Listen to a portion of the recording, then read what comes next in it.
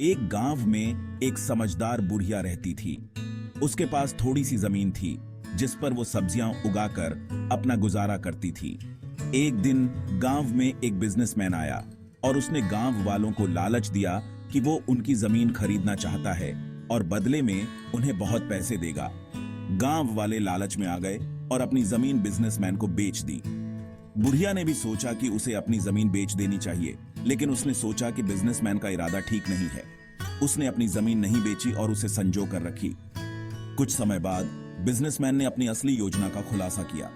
वो गांव की सारी जमीन खरीदकर वहां एक फैक्ट्री बनाना चाहता था, जिससे गांव का एनवायरनमेंट खराब हो जाता और गांव वाले बीमार हो जाते। जब गांव वालों को यह बात पता चली तो वे बहुत दुखी हुए और उन्होंने सोचा कि उन्होंने लालच में आकर अपनी जमीन बेचकर गलती की है। बुढ़िया ने गांव वालों की मदद की और अपनी जमीन पर सब्जियां उगाकर उन्हें खिलाया।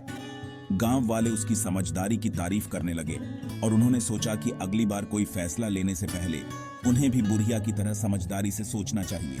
इस कहानी से हमें यह सीख मिलती है कि हमें कभी भी लालच में आकर जल्दबाजी में फैसले नहीं लेने चाहिए और सोच समझकर ही कोई कदम उठाना चाहिए।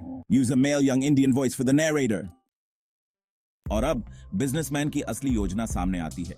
बिजनेसमैन ने अपने फायदे के लिए गांव वालों को धोखा दिया था। उसकी चालाकी और धूर्तता ने उसे यहां तक पहुंचाया था। लेकिन क्या वो अपने मकसद में कामयाब हो पाएगा? गांव वालों ने बिजनेसमैन पर आंख बंद करके भरोसा कर लिया था। उन्होंने बिना सोचे समझे उसके कहे पर अमल किया।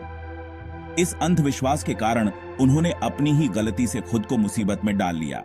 एक बुढ़िया जिसने सारी सच्चाई जान ली थी, गांव वालों की मदद के लिए आगे आई। उसने अपनी समझदारी और एक्सपीरियंस से गांव वालों को सही रास्ता दिखाया। उसकी मदद से गांव वाले अपनी गलतियों को सुधारने में सफल हुए। इस कहानी से हमें यह सीख मिलती है कि किसी पर भी आंख बंद करके भरोसा नहीं करना चाहिए। समझदारी और विवेक से काम लेना हमेशा जरूरी होता है और सच्चाई और ईमानदारी से ही लाइफ में सच्ची सक्सेस मिलती है।